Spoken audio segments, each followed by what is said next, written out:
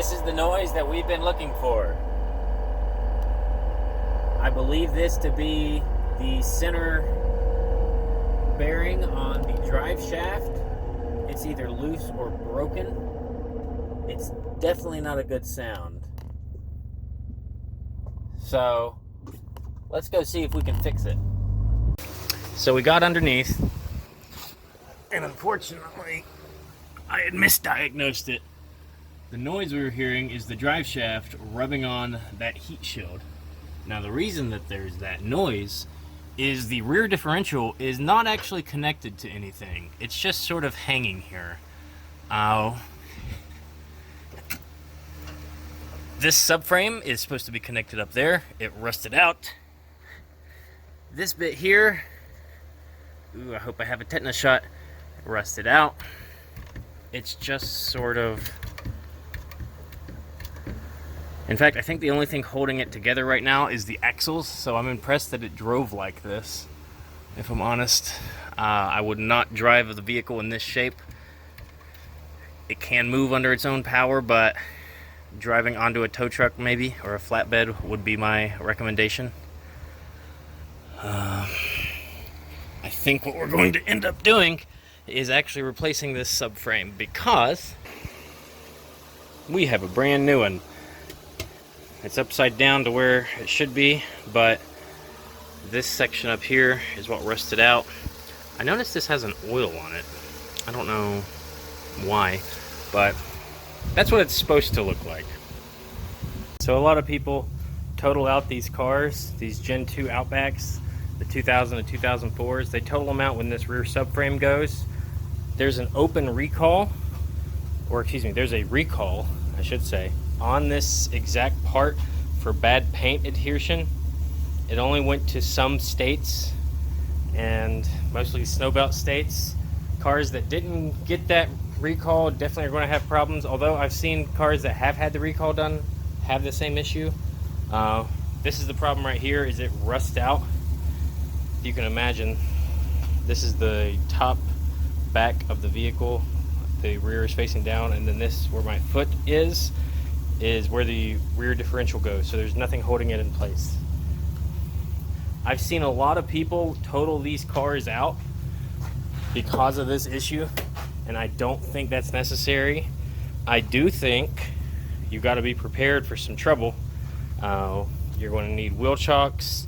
If your muffler is old, you're going to need to replace it, or like we did, we cut it. You'll see that later. You're going to need a floor jack. You're going to need 17, 19, 14, 12 millimeter sockets and wrenches, pry bars. You're going to need vice grips. If those bolts break, oh, don't get me started about those bolts. You'll see. You're going to need some cobalt drill bits. Cobalt is in the material, not cobalt. It's in the tool manufacturer. Oh, you're going to need a lot of stuff. Big old hammer is nice. This little 3-pound mini sledge is nice. But you're going to need, if those bolts break, you're going to need a left-hand drill bit. I'll have more details on this later, but this is the only way I could get the bolt out. This was the only way because the bolt actually snapped inside the body. I'd also recommend, if you're going to do this, to spray. Have some sort of PB blaster, something like that ready. Now I've already covered it up with black paint. But see that hole? That's a small hole I drilled. And then here's the bolt down there. It went up through the chassis. Drill a hole here and spray it down. Now I just sprayed it with some more undercoating, so it should be safe, but you'll need undercoating if that comes up. You can see what a mess the garage is. It always gets messy the closer I get done with the job. Total parts, you're going to need the rear subframe itself.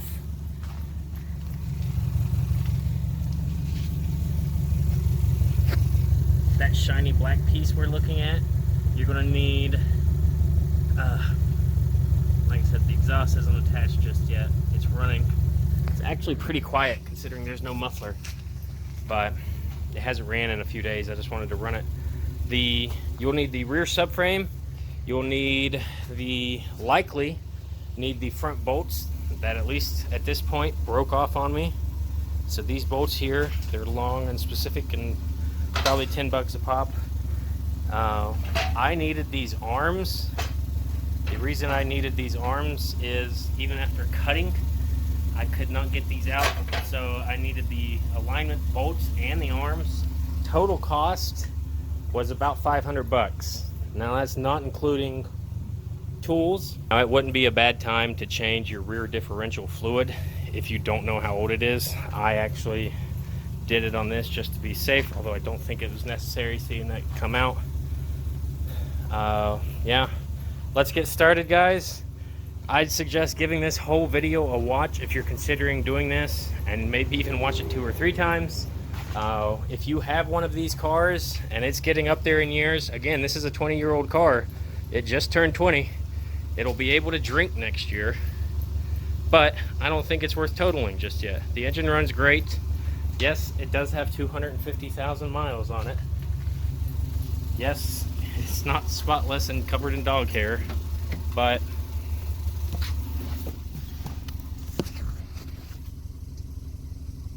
I said 250. It's got 238,000, but ooh, that sounds mean. Oh, stereo works nice. He had this one set up nice. There's a scan gauge and a subwoofer adapter or adjustment. AC works.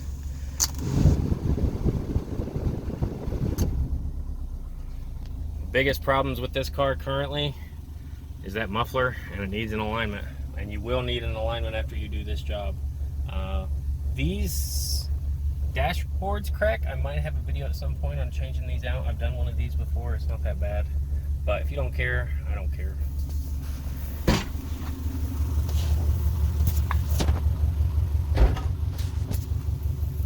Again, watch this whole video, have an idea of what you're in for, be ready for tools. A second set of hands would be great. I did this mostly by myself, not entirely. Common rust spots on this car. If you ever looking to buy one of these, this right here. Previous owner did something. I forget if it was tar or what. Other common spots to look for. This area right here, it rusts pretty bad. In fact, this is what killed my 2000 Outback that I had, the first green one. It was this right here. I could put my whole boot through it. The whole thing was gone. I mean, when the door shut, you couldn't see it, but it was pretty sketch, and then it crashed the heads. And then my rear subframe was also rusted out.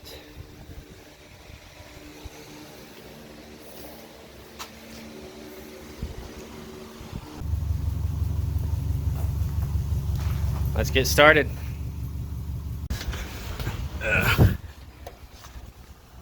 La la la. Yeah. To give you an idea why we're doing this.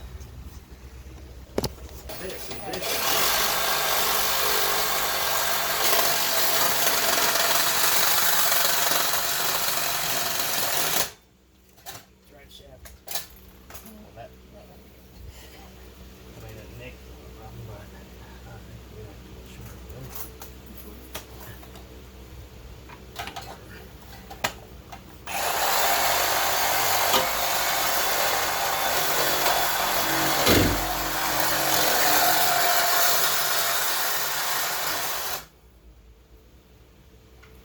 Really? Yeah, come on. There's that. Alright. I didn't know there was no hand on it. I didn't either. There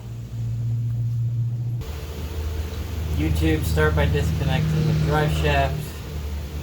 Jam this bar in, and then it's 4 12mm bolts. I'm using a wrench. Probably have to use a wrench looking at it, huh?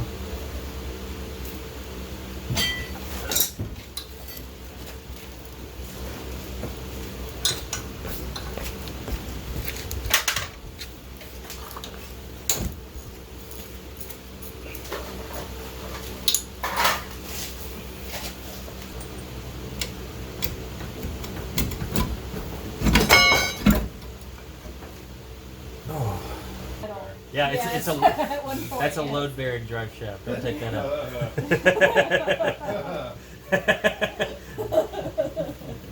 All right, YouTube. What we had to do, show that pipe. We broke a 1/2-inch breaker bar. So we got, I believe that's an 8-foot, maybe it's a 10-foot. It's long. What is that, 1.5-inch pipe? Yeah. We got 3/4 inch socket, breaker bar, good old Harbor Freight. And then, of course, they didn't have it, so I'm using actually a 1/2-inch socket, which I'm surprised I didn't break it yet. But here's what we've been doing. Oh, that was easy. Well, you just put like penetrating oil on it too. Well, the other one gave us a ton of trouble. Let's do one more and see, and then I'll put the gun on.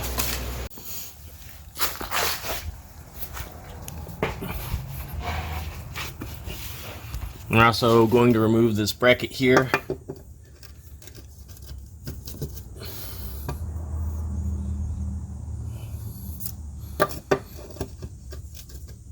These are 17s.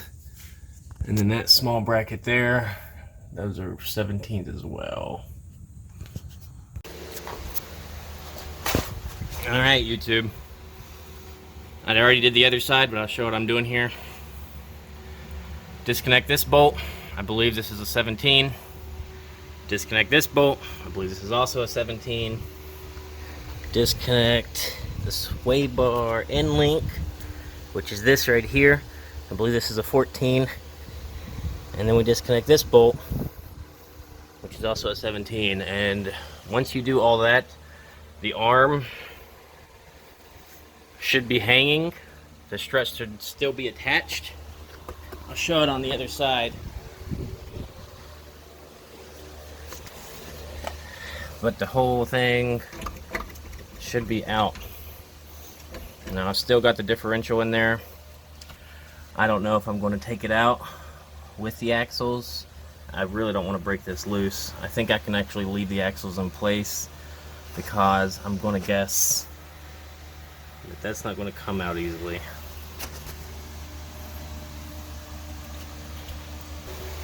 Just so you know, I put a wrench, you can see it there, on the end link, and then you can unbolt it from here.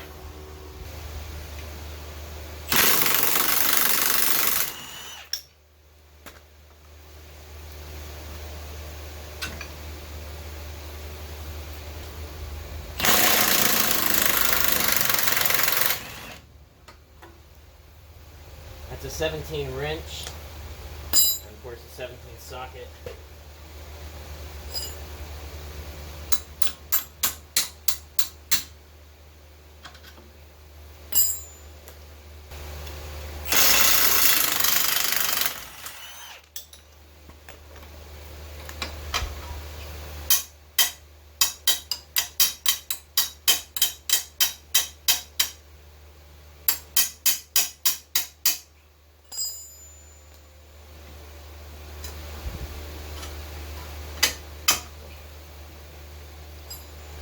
Again, 17 and 17.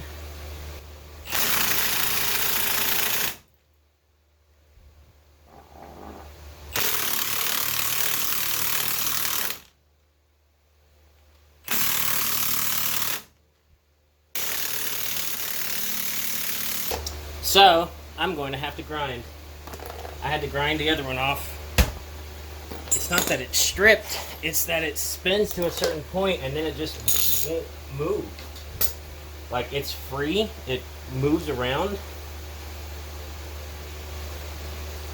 It's like moving around in it, but it won't come off. It won't thread in, it won't thread out.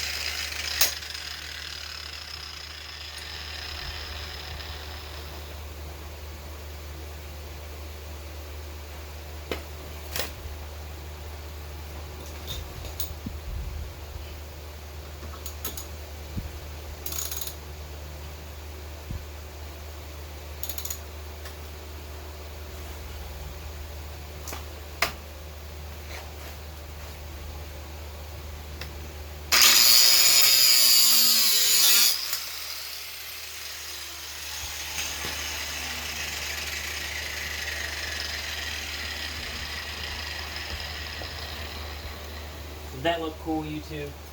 That's what every garage looks like on TV. They just sit there with angle grinders all day.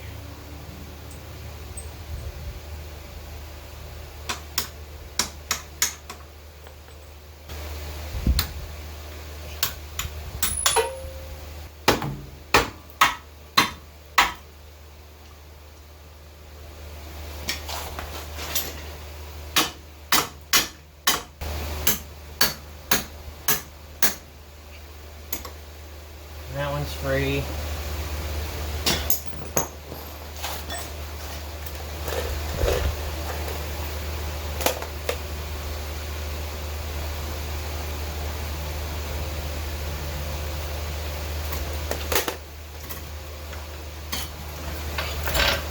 Hey YouTube, I just popped this axle out and then pop this out. I just use a pry bar like that.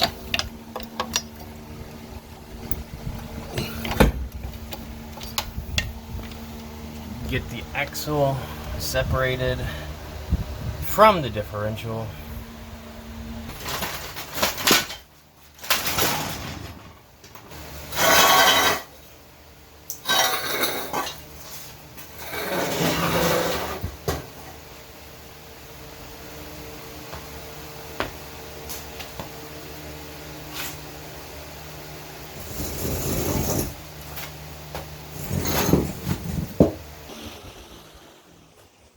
And it's out.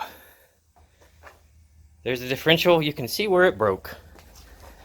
I didn't bother unbolting the differential there since it was bolted to nothing.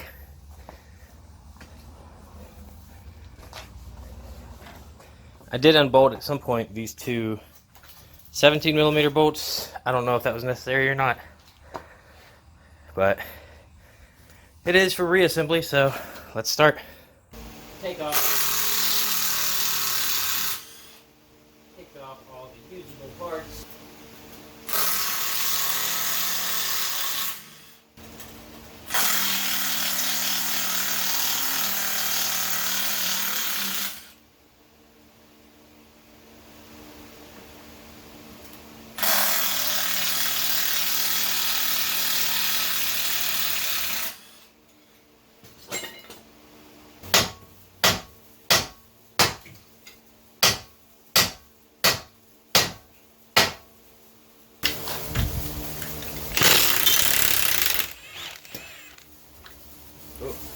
Lucky it didn't smack the camera there.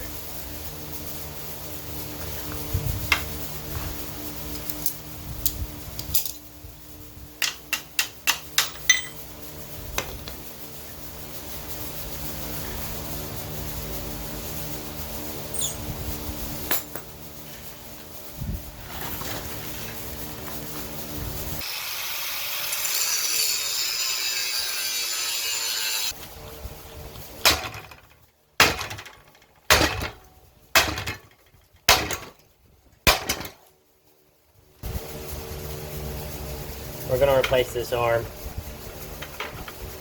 That bolt is not only welded in there. Now that I finally got that bolt loose,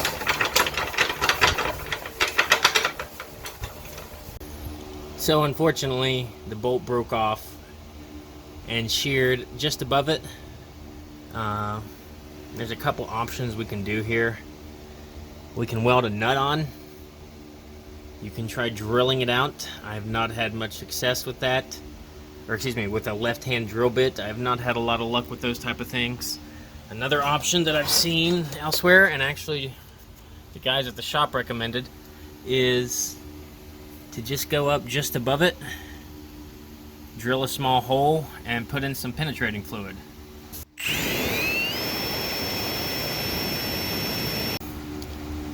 With the hole drilled, you should be able, you can see my screw up drill there. It actually chipped a piece. Don't worry about that, we'll get it undercoated. You can actually see inside the frame a bit. That's what we're after. Because if you look, it should be straight above the bolt. That's sheared off. Now this is the gas tank. So I'd be hesitant to use any heat there. Use your favorite penetrant oil, lubricating, WD-40, PB blaster, coil. I like a 50-50 mix of acetone and automatic transmission fluid. I like it because it's cheap, and I'm cheap.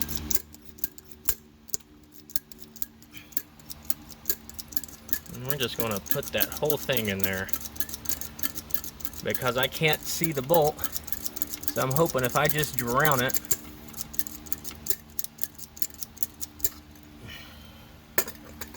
it will help. Now the interesting thing here is it's not actually dripping down through these threads. This bit is where I've sprayed. It was originally PB blaster, but I switched to ATF. But I'm not seeing... I want to point this out. This car is actually not that rusty. Yes, there's some rust. The worst thing I'm seeing is this line right here. But like, this is the worst outside I'm seeing. And you know, I still say this car is worth saving. If you want to do this type of stuff.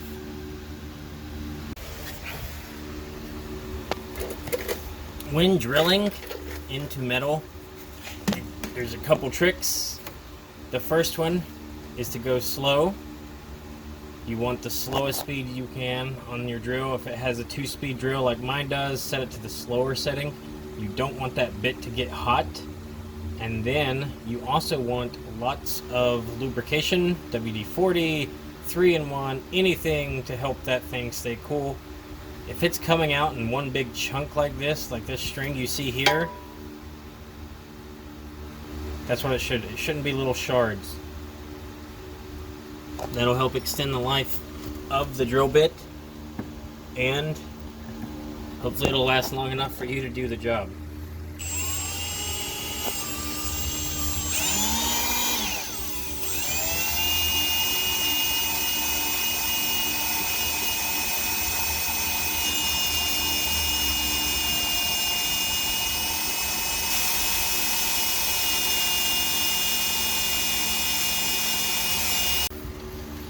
So here we are. I finished the pilot hole and I started with the thicker bit. I believe this is a 3/8 bit. It seems to take up almost the whole thing, which is good because the less bolt there is, the less structural integrity it has, the more likely it's going to just crack out of there. I've had them come out as you're drilling. They just sort of chase themselves out of the drill bit, but we'll see with this bolt. Again, take your time, go slow, keep an eye on the drill bit and don't let it get hot. Lots of lubricant, and take your time. Let's see if we can get it. Alright, it's been about 20 minutes. I'm waiting for the drill to cool, but I'm going to show how far we've come. To give you an idea, this is a very slow and time-consuming process, even with the right tools. At least it is for me. So here's the good bolt, here's the bad bolt. This bit is what's in the car. So using, I need 2 hands, I need 3 hands.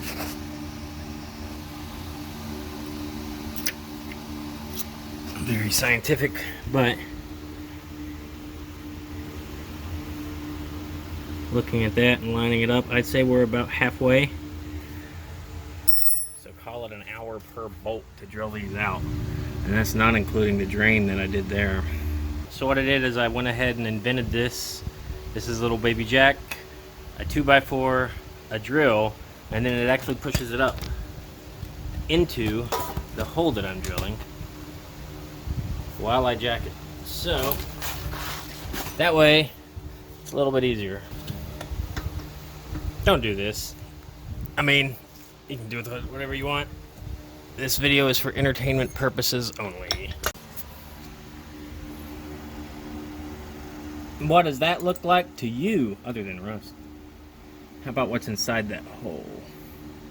That, my friends, is a drill. So we've now drilled it out.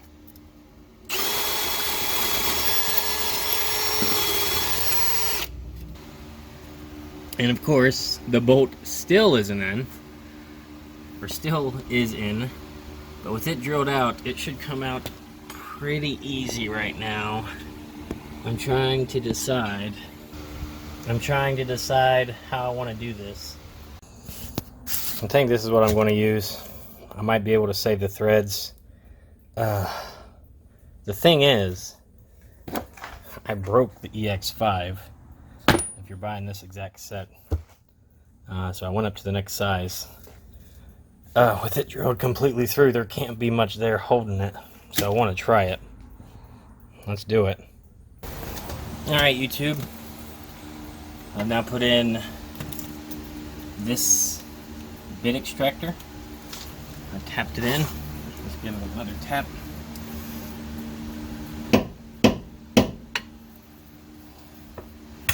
Let's see if we can move it.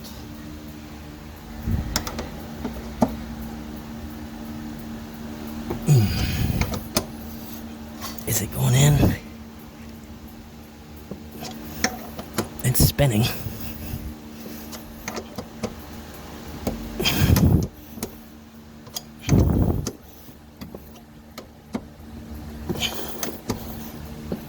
Oh man, I think I got it. Something's spinning.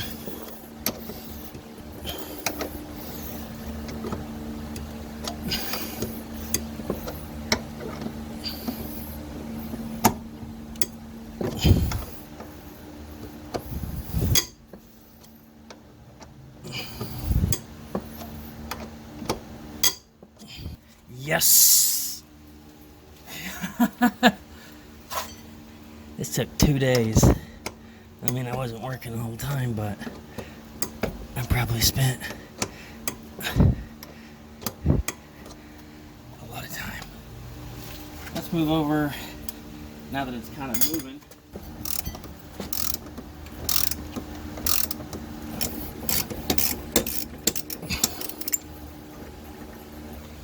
Started to put this on and I realized that I didn't clean the threads up, so I want to do that now. This is a low power socket wrench. This through a couple times, not let it get tight. Like you hear it hammering there. Honestly, that's probably too much. All right. Doing it old school. Blaster.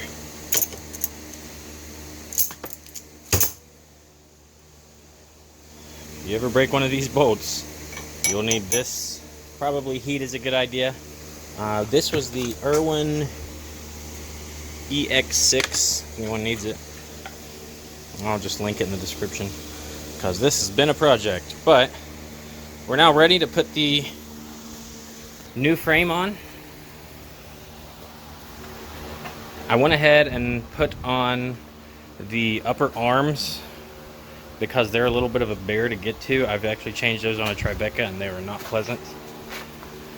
I went ahead and moved those over. Unfortunately, we had to get new camber bolts. The two, not that one.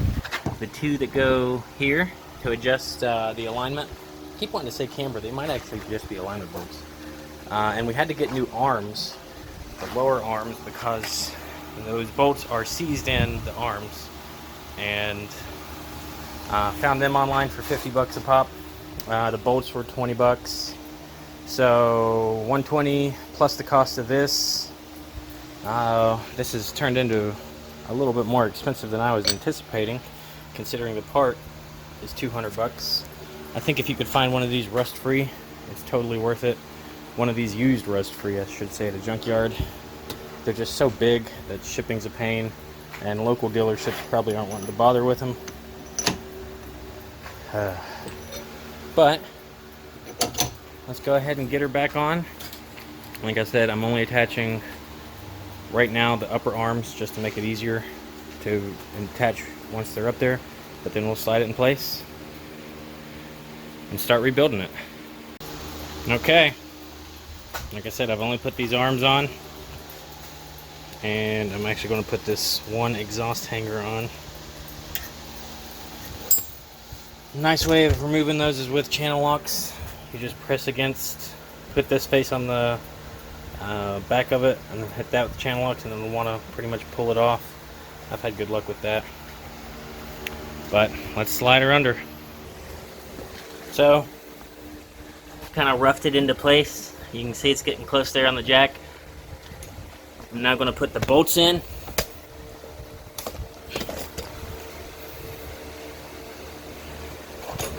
Just hand thread them. Don't forget these little things, these little spacers. I almost did.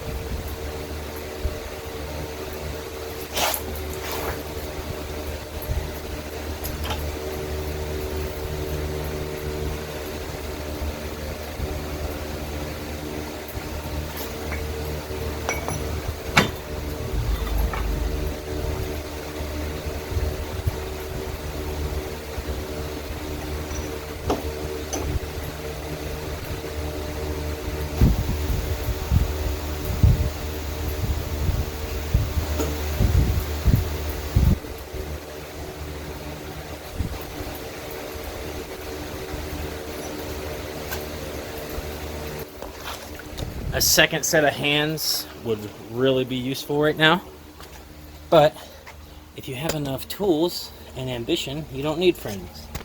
So pretty much the same thing I'm doing with the same thing that I did with the drill. I'm holding one in place, board, as I hand thread the other.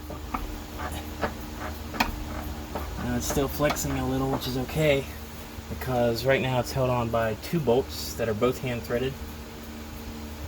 I wanted to get them all in before tightening them down.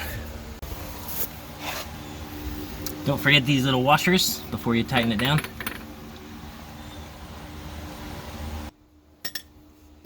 Ooh, that's heavy. Ooh, that's heavy.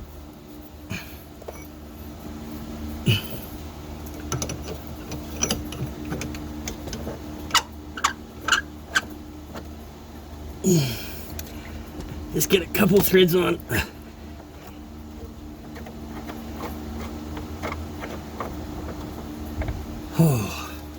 All right. Go ahead and get all 4 bolts on so it's hanging, and then you can tighten them down.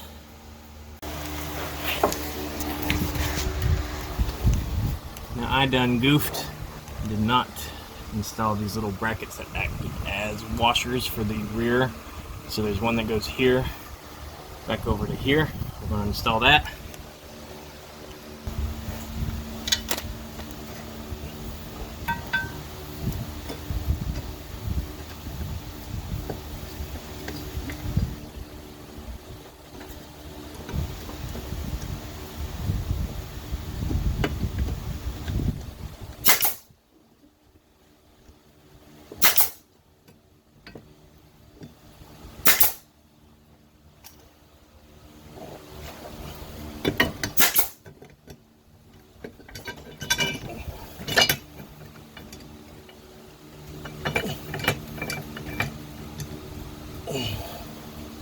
Okay.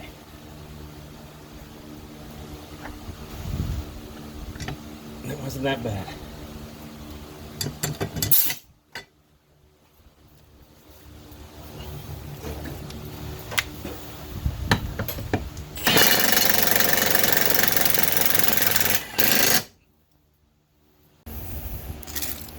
Same thing for this one over here.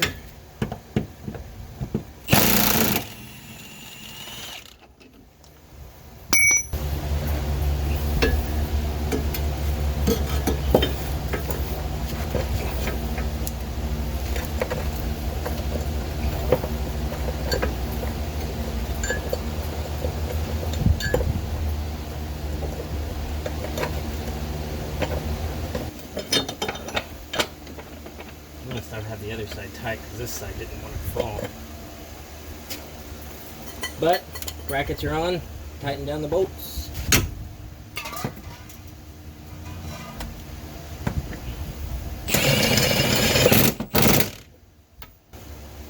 The large one, this is 19 millimeter, and the smaller ones are 17.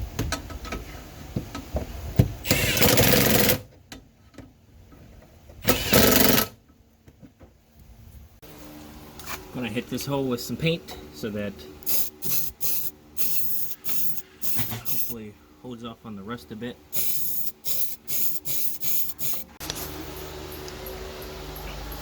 Look at these pretty arms. Pretty new arms. We're going to install these new cam bolts. These are lopsided, if you noticed. If you can catch that. And as they move, they pull the arm one way or the other. Want to install them like this on the back. Actually, they'll sit like that.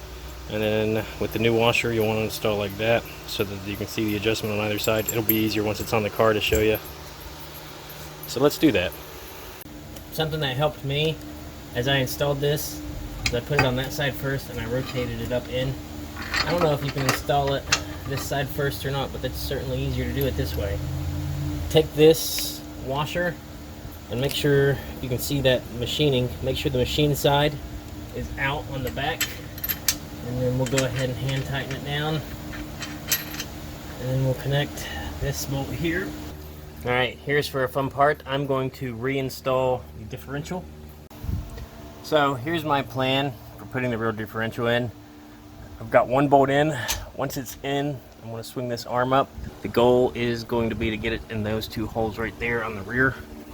And then the two, and then the CVs have to go into the differential. They should mostly line up. You might have to spin them a bit. Let's give it a shot.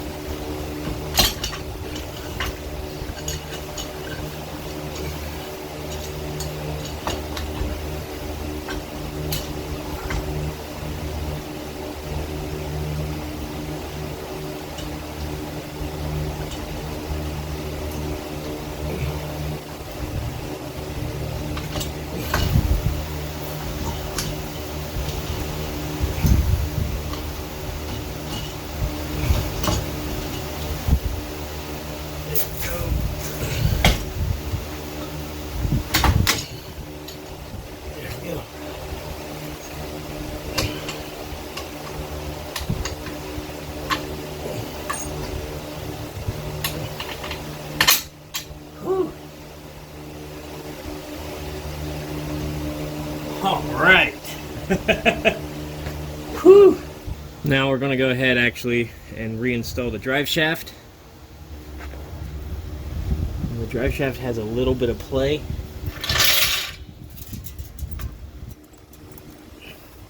If you know,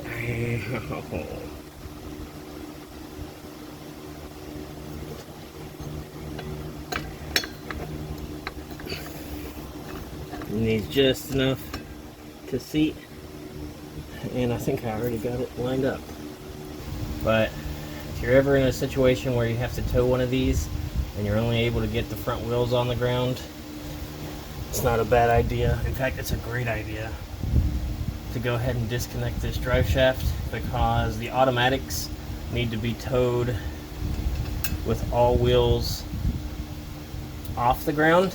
Now, yes, the rear wheels will be on the ground if you're towing with the dolly, but the transmission won't know that because the differential won't be connected. And this is an easy place to disconnect the differential. And then, again, I'm not tightening anything up just yet. I'm only putting things in finger tight until, except for the 4 main subframe bolts, everything else is finger tight at this point. I'm going to go back and tighten everything all at once because I wanted it all together before I did final tightening in case anything pulled anything else. The sway bar is one of the last components. you can actually drive the car without this or an exhaust, which is what this one's going to do until it gets to a muffler shop where they can repair that mid-pipe. They repair, more like replace that mid-pipe. But you can drive without a rear sway bar. I don't recommend it. But in an emergency, at this point, if you tighten everything down, the car is drivable. So we'll go ahead and get the sway bar on. It should set in like this. This hump here is for the exhaust. That's how you know which side's which.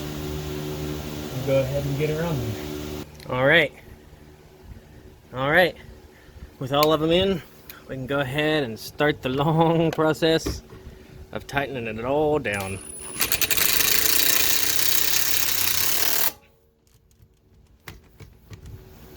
The brackets for the sway bar are going to be 12 millimeter.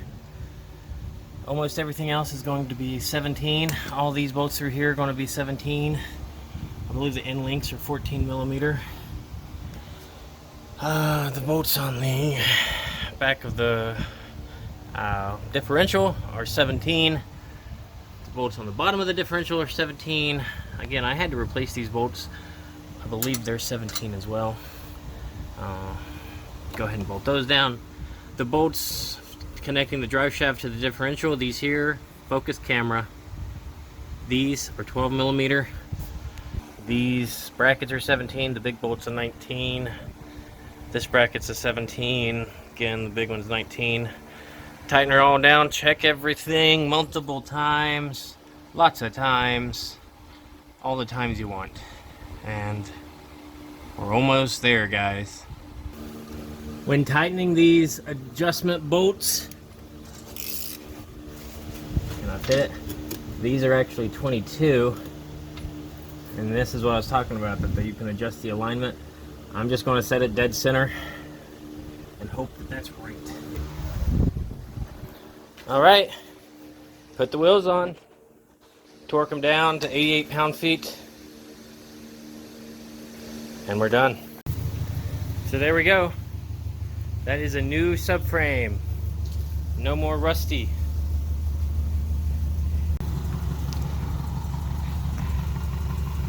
It's weird, it looks like the headlight's not on, but it is. But, alright, there is a new subframe for Little Red or any other people needing to do it on a 2000 to 2004 Outback.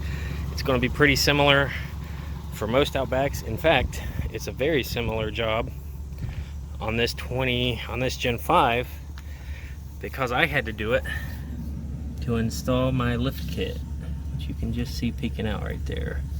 But hope this helps somebody keep one of these 2000 Outbacks on the road, 2000, 2004. Thanks for watching.